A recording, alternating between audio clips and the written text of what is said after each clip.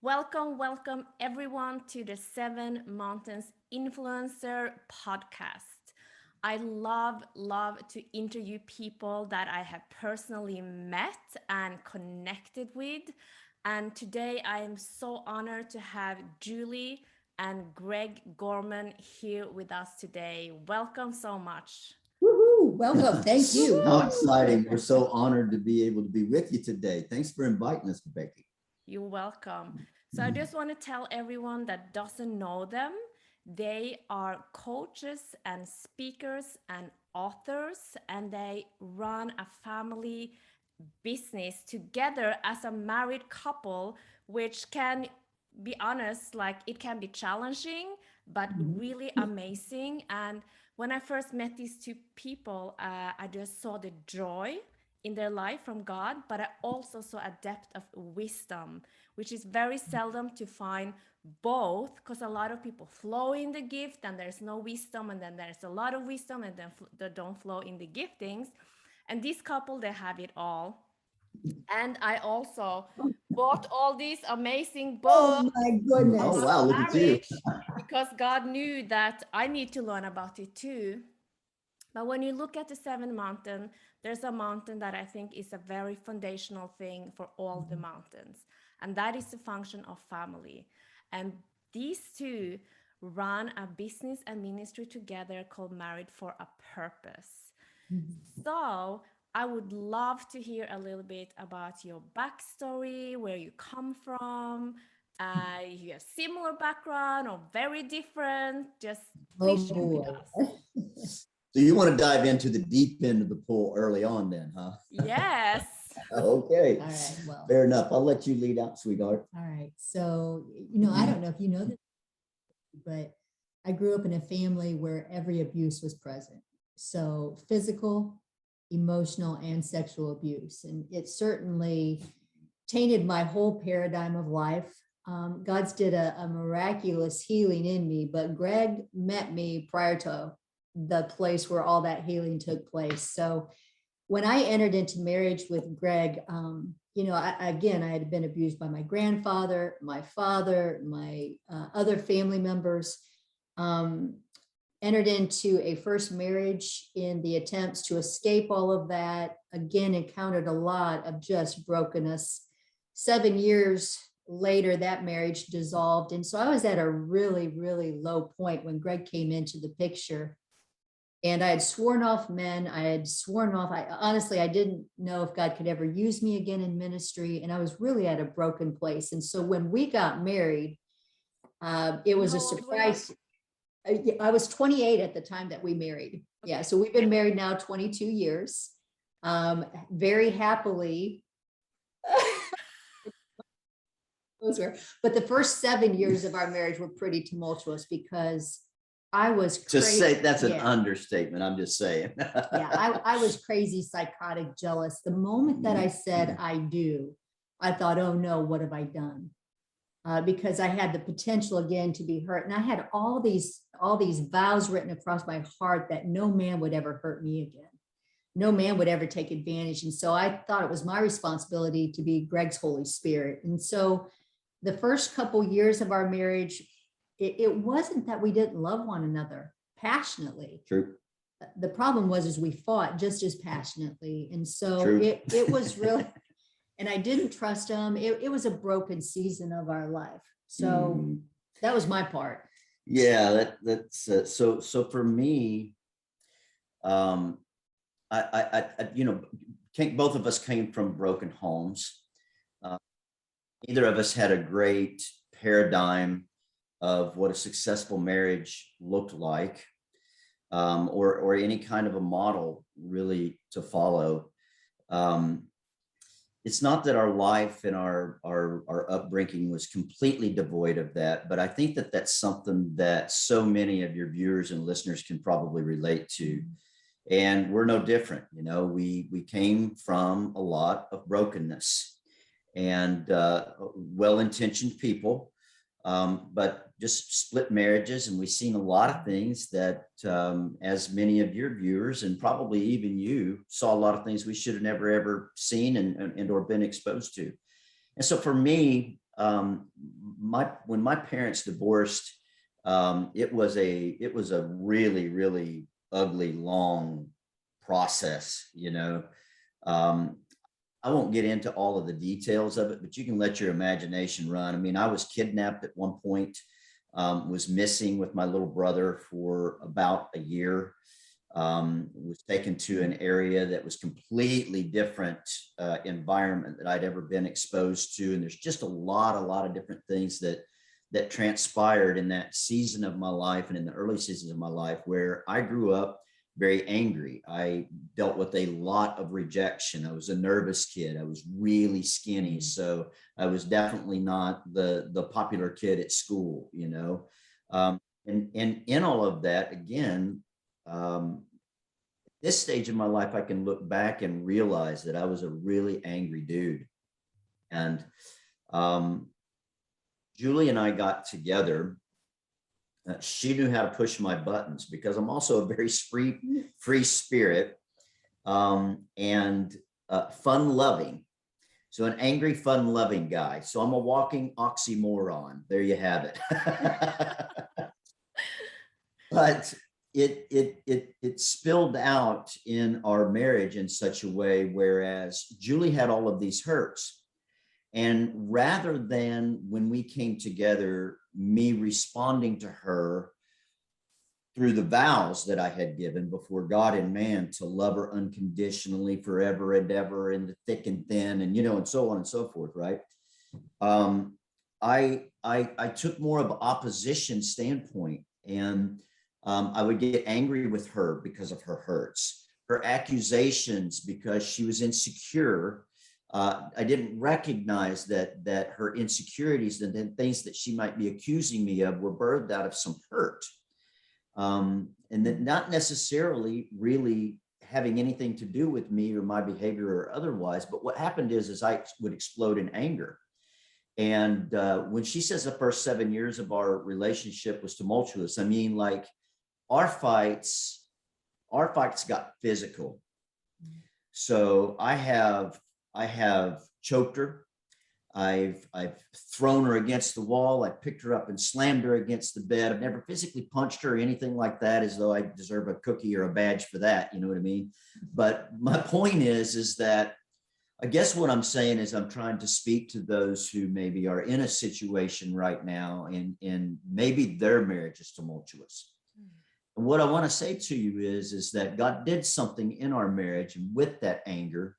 And there were pivotal points that we're going to share with you all, because they're key points in the story, where God dealt with our heart. And one of the first things that we realized was that our job wasn't to fix the other person, because who amongst us wants to get with the mate so that they can fix us? I don't even think that's God's plan. Do you? Not so much.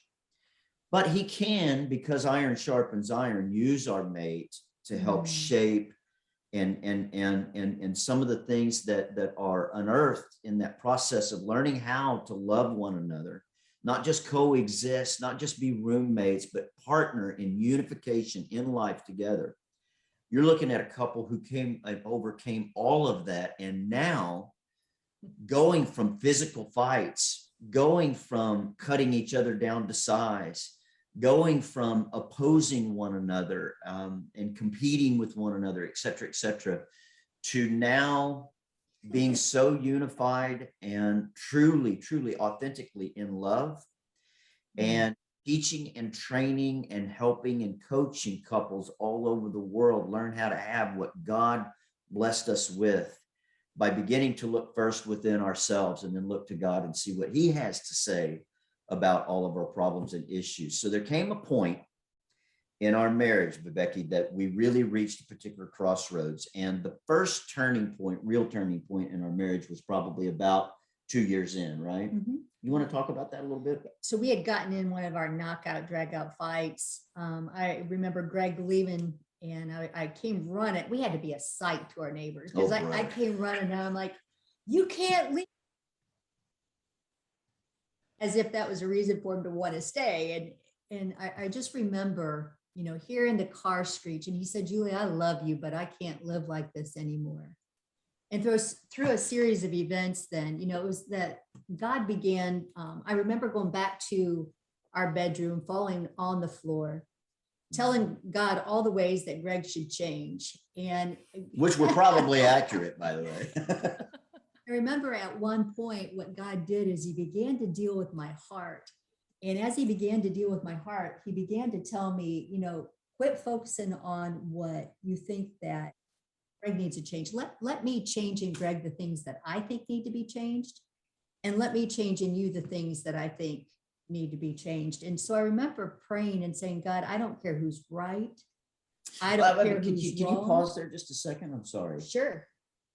But the reason is because I don't want the listener who needs to hear this, or the viewer who needs to hear this, to miss some of the key points. And so I just want you to repeat one more time what it was that God said to you, because this was not insignificant. No, it really was, because I did feel like it was, Greg should think what I think, have the convictions he should have. It was my fault, right? Yeah, everything was his fault. And so as I prayed, I'm like, he only comes to me when he wants something. I was complaining to God, and God said, oh, Julie, I understand.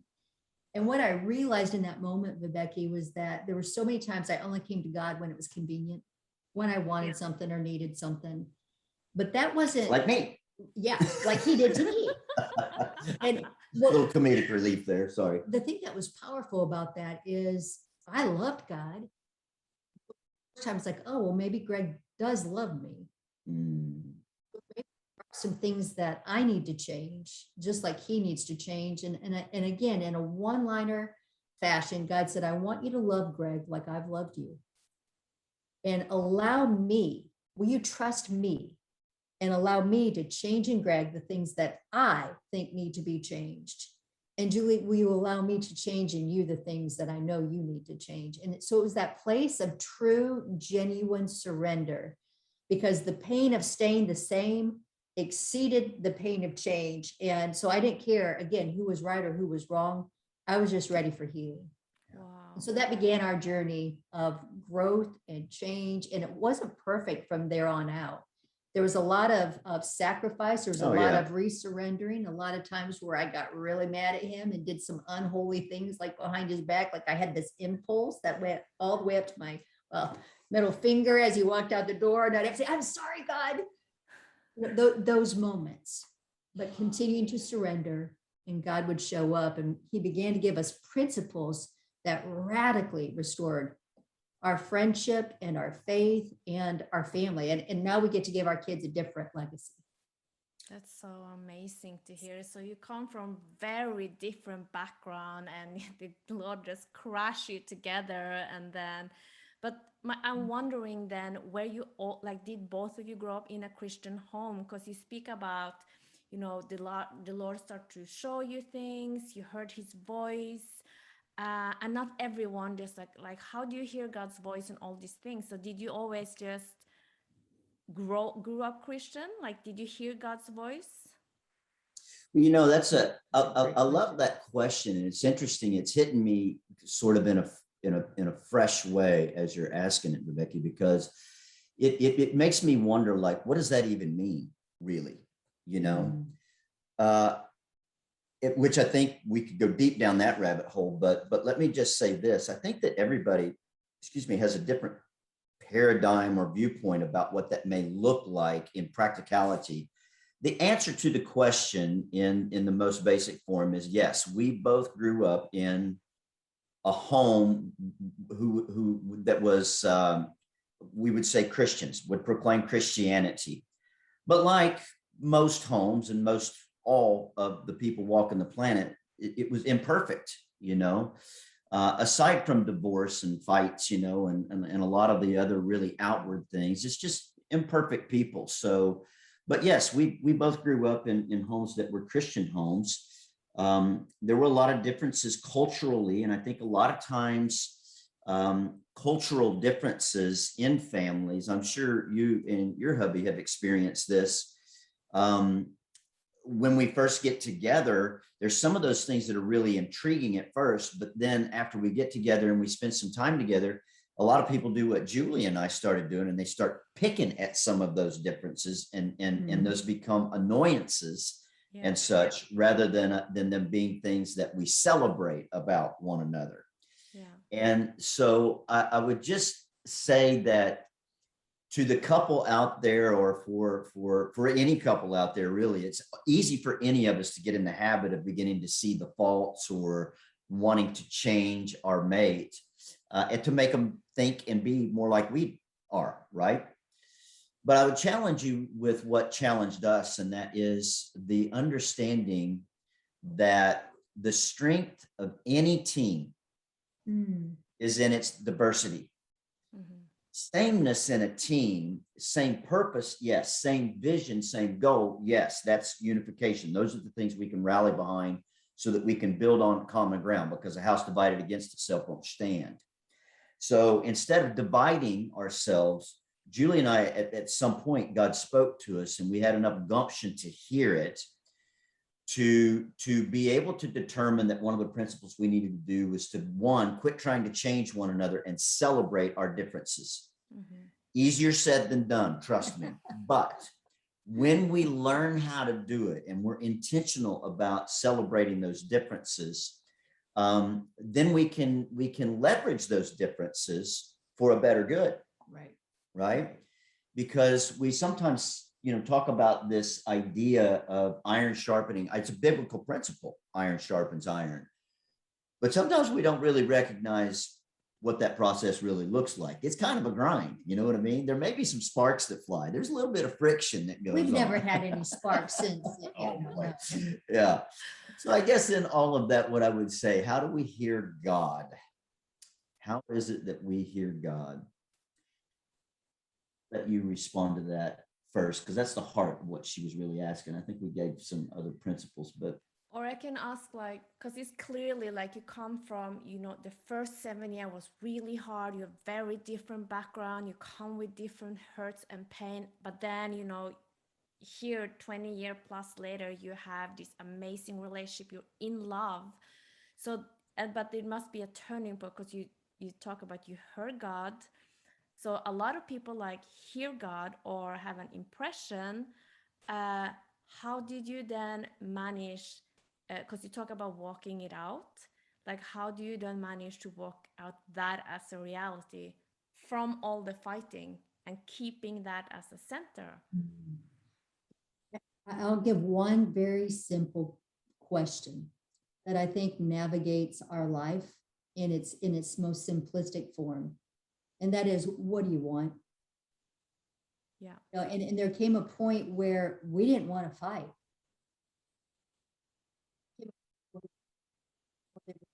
To make our point. To be right, yeah. And we wanted what God wanted for us. And so it's not that it just magically, all of our motives or hearts were changed, but that central thing of, I truly only want what God wants for my life. It carries out in my parenting. It carries out in my business. It carries out in our relationship. So even when my flesh or my emotions want something in the moment, my spirit man desires something more. And so it's just like any discipline, Viveki. It's I can go in the gym and I might want to run a marathon, but if I haven't walked a mile, it's going to be difficult. So it just begins with that first step. And I think the first step for us that navigate, what do we really want? We run into couples all the time who say, we have nothing in common anymore. And I'm like, really? Well, can I ask you a couple questions? Do you both want peace?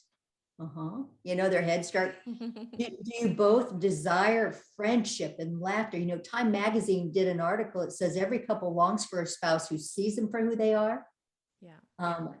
Accepts them for who they are while bringing out the best in who they are. We like to say, see the best, believe the best, speak the best. And so there's this place where we think that we want this, but there's so many things that we share in common that we want, that when we take that higher road and say, if that's really what we want, and this is the desired outcome, and this is where we're at, then what's my part in living into it? And then we just do that step for the day, or that step for the emotion, that moment. There were times where I had to put my emotions aside and remind myself, and that might have been I forgive Greg. I'm not holding on to this offense. I forgive Greg. I'm not holding on to this offense. I forgive Greg. I'm not, until I lived in the place where I forgave Greg and I didn't hold on to the offense. Does that answer your question? Yeah, that's amazing. Yeah. I think one of the things that Julie's talking about that I believe is really important for all of us is to make sure, first of all, it's again, as she said, it's not like, hey, take one of these and it'll all be okay. It doesn't work that way. It's a process. And it begins with a process of decision. And the reason that Julie said, as obviously, it begins with prayer and surrender, and all of some of the basic things that we as a Christian community should be aware of. But if we haven't done those things, and most of us haven't, most of us are so busy with our own agenda that we don't even know what God's agenda is for our life. And so I would encourage everyone to take some self-stock and do some self-examination. Now, I learned a long time ago, and it was important for me to learn this. And I learned it in my marriage, that there's only one person on this planet I can change. Only one. And it's this one. It's the one staring back at me in the mirror. And if I'm spending any time trying to enforce or force or funnel or bridle or guide or whatever someone else to change to my agenda, then they're probably going to be like you would be. Dig your heels in, right? We resist that.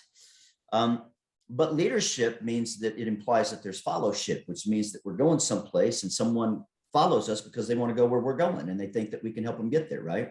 And so I think in our families that we have to do that as well. And then I think what Julie was pointing back to about asking ourselves, what do we want? It's interesting because as coaches, it's the one question that we ask more than any other question.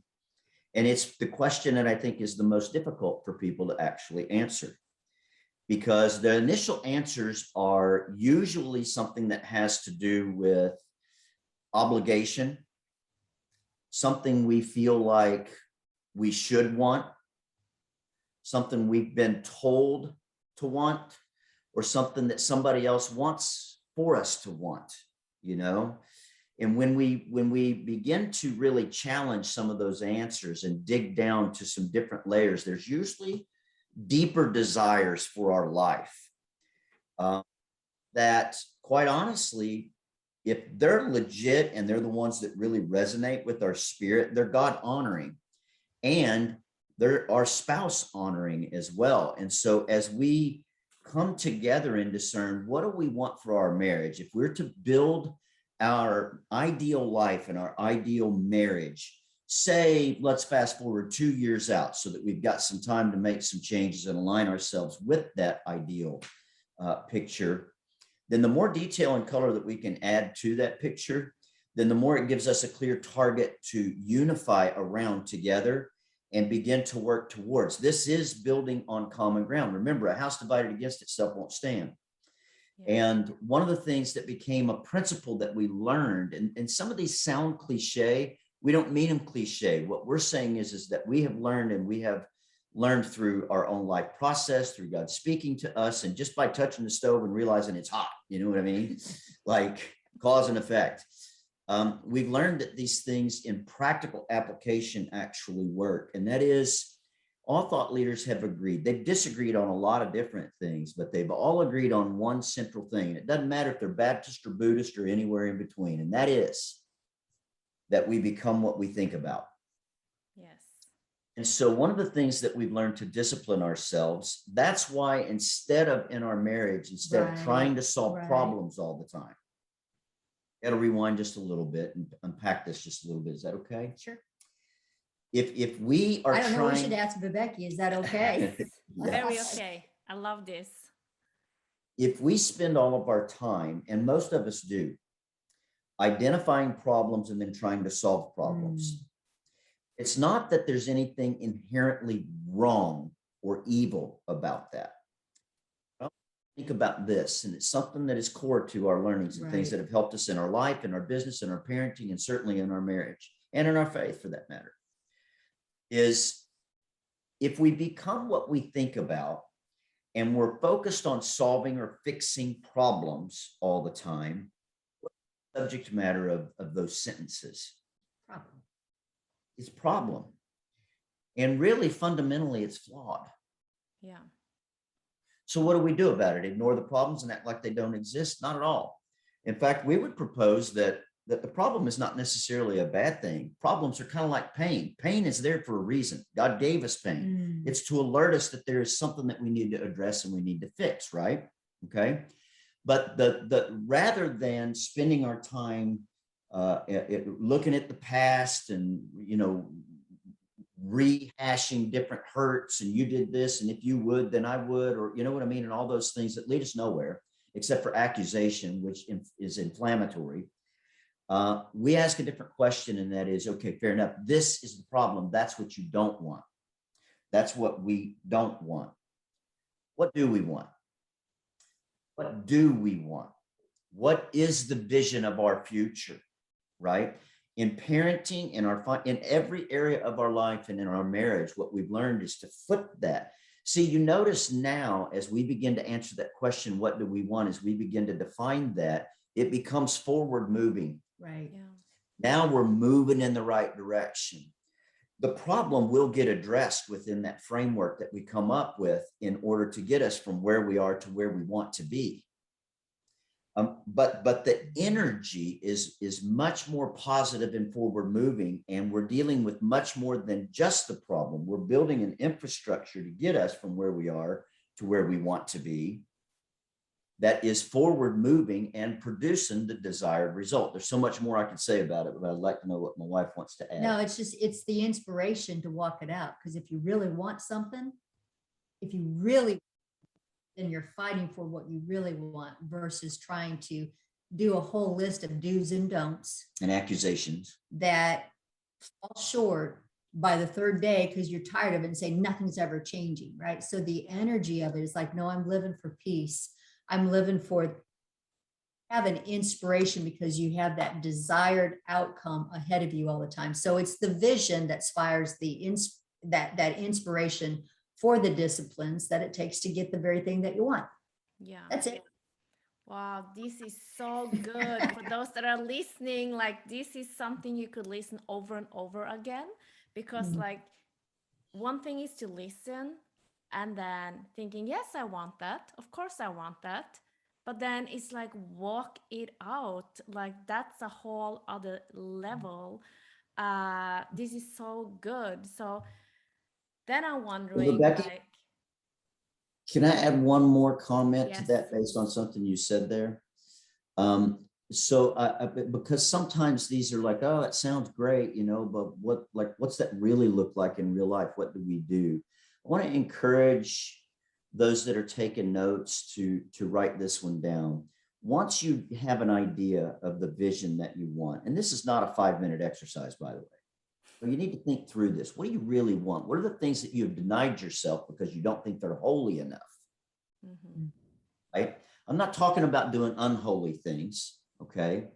But what I'm saying is that God's put different gifts, talents, and passions in each one of us. And sometimes we just think that those aren't special or those don't mean anything for kingdom work. They absolutely do. They absolutely do. And to consider those things as being unworthy is I'm just telling you, it's wrong. So what it looks like on a practical level really is once you're able to identify where you're going and what it is that you want, it's a question we ask ourselves all the time is what's one logical step that will move me in the right direction. And what it does is it keeps us from trying to figure, because if you try to figure out the next 15 steps that you need to take, let me ask you this. How many times have you answered that question and it went like you thought it was going to? Pretty much never. I'm not speaking against planning or trying to, work things out. But what I'm saying is what's most important is what's the one step that I need to take. And then making sure that we take that one step. And as we take that one step forward, to move towards that one, sometimes very small baby step that moves us in the direction of what it is that we want, of our vision. That one step will lead us to ask the question again, what's the next logical step that we need to take? And it keeps us moving forward in real time with what needs to be done right now, because sometimes we skip too far ahead And sometimes we try to figure too many things out too far out there. And when we do that, we eventually reach a place where we exhaust ourselves and we're like, oh, I don't know what the next step is after that. Well, that's because you don't have the vantage point. You haven't climbed the mountain that high yet. Take the one step you need to take. And the next one will reveal it. It's easy for me to say, right? Will reveal itself. Yes, yes, and that's so true and so good. But then I'm wondering, like, okay, so you heard God, you wanted to change. How do you walk it out? Even if you kind of have, okay, I want peace, I want to be seen, I want acceptance in my marriage, I want to be loved. How do you walk it out? Like, was it only the two of you and God, or did you like what's some action practical thing that you did How we interact to with one really another. turn it? So I think for us, one of the things that was pivotal is we were growing individually. We were listening to inspirational kinds of content. We were growing. And what we realized is the more that we were growing by listening to other leaders, we were listening to inspirational stories. We were growing in our business. Those fundamental business principles began to impact us individually. And we started implementing it in our home without us even knowing it. Principles like building on common ground. What is the desired outcome? We began to implement the things of celebrating one another's giftings, praising publicly, having private conversations, just different things that you learn in the workplace. We learned about the power of vision, of really knowing what it is that you desire. And then there's this verse out of Ecclesiastes that says that God seeks that which passes by. And what we realized, Viveki, is that God had whispered promises in our life, a hope for our future, and he had already seen our future in its full completion. And so how do you really get out? It is a daily surrender to God's agenda. It is a daily commitment to continue to grow. It's the place where forgive freely, right? Implementing those kinds of things. And what happens is just like, we were talking about working out. The more I exercise a muscle, the stronger that muscle becomes. And I think that that's a part of it too, is not to get frustrated by the process and just give up and I knew it wouldn't work, right? It's no, I still really want peace. And so what's my part today to do that? Maybe it's just to say a kind word. And I think the problem that happens in our current society is we are so busy with activity. We're so busy with listening to everybody else's opinions that we never really even form our own or get quiet. And so I think for me, the key part was to shut up long enough to be able to even position myself to hear what God might have to say about the future that he'd promised and what he might say I needed to do to align with the very thing that he already saw for our life. And so then it was the simplicity of saying, okay, God, I want that more than I want to be right in this fight. Yeah. I want that more than what I want in this immediate moment. We're called to restore families. We're called to radically restore the face of God and his intent for the family unit. And if we just say, well, shoot, it didn't work today. Look, the nation's still crazy. We're going to get frustrated by if we look at that. But if we look at the evidence of not letting what we don't know stop us from remembering what we do know, not letting what we can't do stop us from what we can do, we're going to give up. But if we just day by day say, okay, God, what's my part in that? Yeah. What we find is what maybe you encountered, and thank you for those words, by the way. It really made me happy to hear that you see God's joy in our life, that remnant of what we were raised in and the things that we perpetuated in our relationship aren't a part of us anymore. That makes me so happy. But it's coming back to that place of I've given a promise. We're going to live into that promise. And every single day, we're going to do whatever our part is. And if we mess up today, we're going to forgive freely and start afresh again tomorrow with that same process of what is it that we want? What's my part in it? And then living into it. I think what Julie's talking about there is so key. So let me break it down in a slightly different way. that I think for us made things much more like really less ethereal and much more actionable in general. I think it's really important for us to recognize that any time that our marriage is getting sideways or we're not producing the results that we want in life in any area for that matter, Julie and I have learned that we can always trace it back to abandoning a basic principle or a fundamental, you know. Now, I know when we're in deep kimchi or things aren't going the way that we would like for them to go, you know, and things of that nature, and life throws its battles our way, we'd like to make it a lot more complicated than what it actually is because it gives us an excuse to suck, you know. But I believe and have learned, and we have in our life, that if we can go back, what are the fundamentals that we know builds a great relationship? You know, but one of the things that Julie practically learned during this process of us growing, that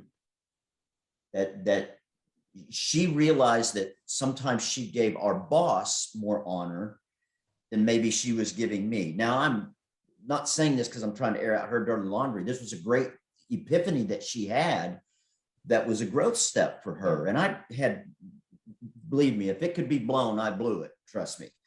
But if you think about that, do you have that recorded? Yes. It's a great question for us to ask ourselves, though. Do we exercise the principles that we do with our friends, with our boss and coworkers and peers? Do we exercise those common courtesies within our own four walls? Where could it possibly be more important that we would execute it than within the four walls of our home? Yeah. With the one person that we vowed before God and man to be with from now till death, right? The one person that will be our constant companion from now on out. But yet it seems like it is the one place that we abandon those fundamentals, those basics first. So I would say that we have become very intentional and for some seasons really obsess about these things. Even still, we have to go back to the basics. Yeah, you know, because it's that we don't have a worry-free, carefree, you know, perfect marriage. You know, we still have to implement the things that we teach every day when we get it right. And so communicate. If you've got an issue, rather than coming out with, you know, accusations and stuff, ask some questions.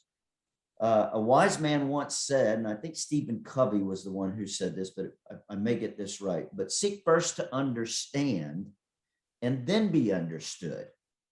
Shut up and listen. Ask questions of your spouse. Legit. And then listen with an unbiased ear for a minute and listen rather than trying to predetermine what it is that they're trying to say. Listen, not for reply, but listen for understanding. That one principle alone is going to improve your marriage today if you implement it. No matter what your spouse does or doesn't do. Because you're going to respond differently when you listen. These are fundamentals of communication 101, right? But we all screw them up from time to time. Julie mentioned forgiveness. Bitterness, you've heard this.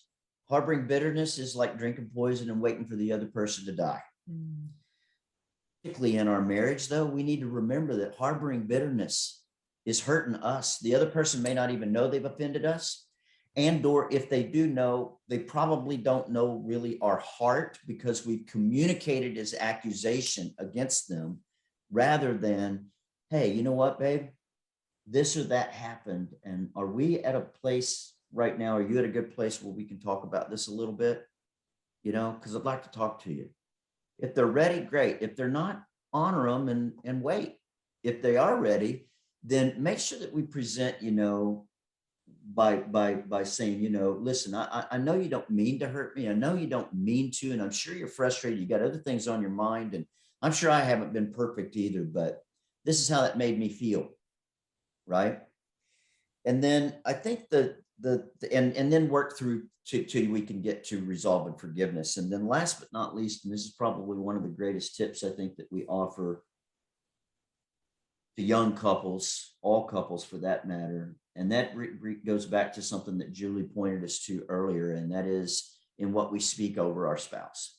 Mm. If we understand that what we feed grows and what we starve dies, the practical application of that is in our spousal relationship and in our kids and in our finances and everything else for that matter. But for the sake of marriage conversation today, then I want to make sure that instead of spreading accusation and cutting her down to size, for crying out loud, and telling her how she sucked, the whole rest of the world is going to be, perfectly ready to do that, right? What I need to do is I need to offer that forgiveness. I need to offer kindness, and I need to speak life over her. This is the one thing that Julie did for me that probably made the biggest difference overall in practical application, is that she chose, Becky, when I didn't deserve it, when I wasn't modeling it, and she would have been well within her rights to hurl accusations. What she did is she spoke life over me. It changed me. That's amazing. Because those things grew. Yeah. Because those things grew in me. Because she was feeding what she wanted to see more of in me. And of course, over time, I finally wised up and began to reciprocate. So today you are the popular guy now. I don't know. I don't care either for that matter. I want to be popular with her and with him. Yeah. That's what I meant, that you're her popular guy. That's right. Yes. So then today you really have a heart just for families, to help marriages with just foundational thing. You do couple coaching, you do one-on-one coaching. You really, I don't know if every season is a great time for family, but if you look at the world today in 2021, everything that's going on with family and gender and just tearing down these different things, like what are some things that you can share from the depths of your heart of just advice and to people that are really struggling, whether it's in their family or in their marriage, their identity, their sexuality? The question grows now. But what are some things in this specific season that you guys can tell to the world about the family? Yeah, I think that one of the most important things for us to do, Viveki, is to make sure that we're communicating these values to one another. Honestly, in friendships, in family, in parenting, in our own self, and that is that you are loved beyond measure. Accepted. I accept you just for who you are right now in your growth progress. There are still things God is refining, but when I come to God, He gives me love, acceptance, and forgiveness. And I believe that is the basis that we need to enter into every single human relationship that we encounter. Yeah. You are loved, accepted, and you are valued. That doesn't mean God never says there aren't things that need to be changed in us, right? Where we need to grow. Where we need to grow, where we need to have greater awareness of maybe some things that are destroying our life. But that doesn't negate His love, acceptance, or forgiveness for where we're at. And when we extend that same love, acceptance, and forgiveness to others, we don't have the divisiveness that we would find in our culture. And again, as Greg said earlier, the only person that I can change is me. Mm-hmm. And so when I come in contact where Greg has a difference of an opinion, I'm not rejecting that opinion. I'm seeking to understand that opinion.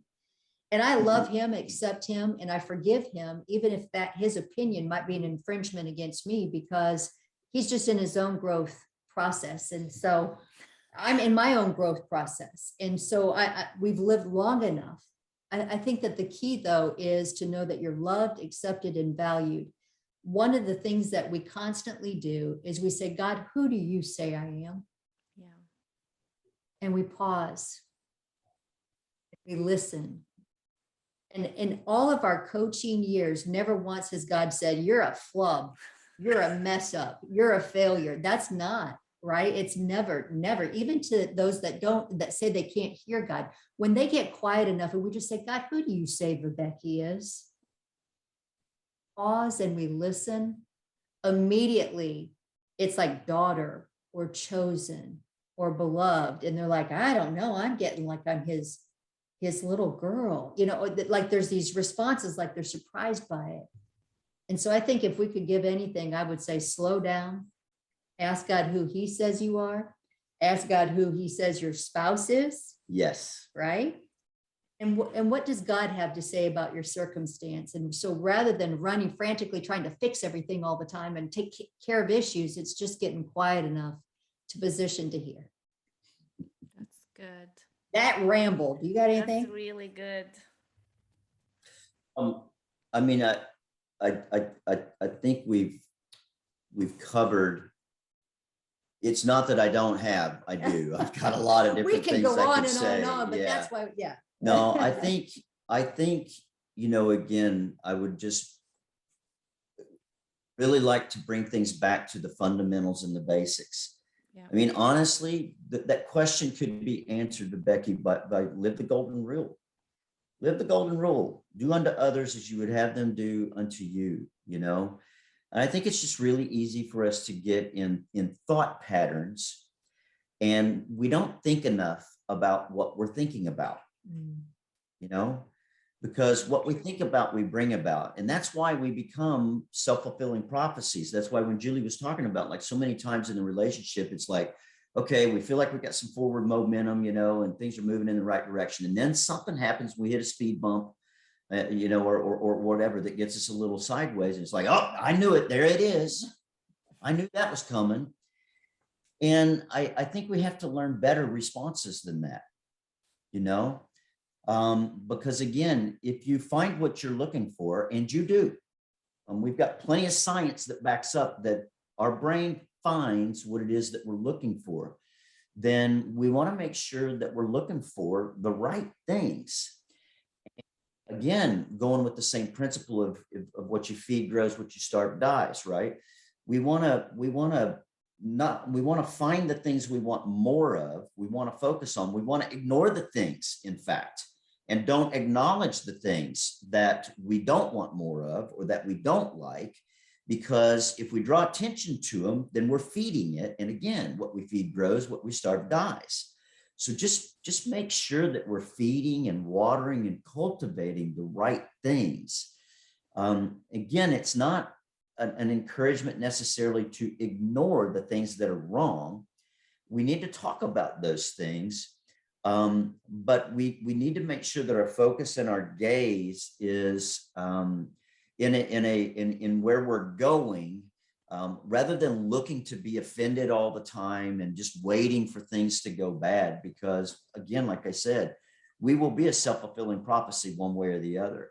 Let's make sure that what we're focused on, what we're feeding, what we're thinking about, and what we're driving towards, what we're speaking, are all things that are affirming and moving us in the right direction. Because the Bible tells us that the power of life and death are in the tongue. Yeah. And that the overflow of the heart, the mouth speaks, right? So when we're squeezed, what's in us comes out. And so we've got to make sure that we're doing our own self-maintenance. And then again, just, I think, really executing the basics inside our own four walls, at least as well as we do it for other people. Amen. That's so good. I so appreciate you guys taking time and coming here and share your story, your tips, just life experience and wisdom and knowledge.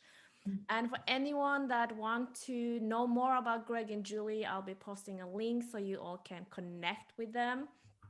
And they also have all these different books on their website that they can that you can read And I know they have different conferences that you can, come and receive couple counseling, not counseling, but just get a clear vision and improvement for their life. So thank you so much for coming. I love the Mountain family. I appreciate both of you so much. So thank you so much. We love you, Viveki. Thank you for having us. Yeah, what a great honor. Bless you. It was fun.